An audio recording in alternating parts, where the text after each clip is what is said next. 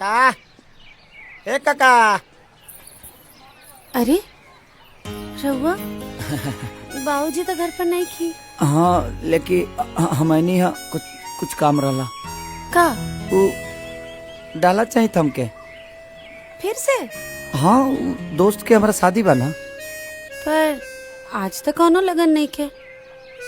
हाँ लगन नहीं खे लेकिन शादी भी कब पड़ जाए के जानता। 2-3 दिन बाद बा तब मिल जाता।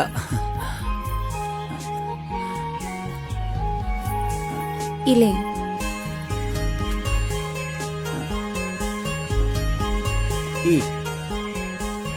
एक मिनट वो दिन 1 रुपया जन बाकी रहे ना वो ले ली और आज वाला ना फिर 2 दिन बाद लिया के दे दे।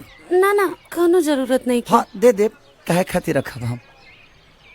चाचा है तो हमारा प्रणाम बोल दे। ठीक बा जाई ना। हाँ? हाँ। फिर आ जब हम डाला के फिर जरूरत पड़ी। हाँ ठीक बा। चलता नहीं।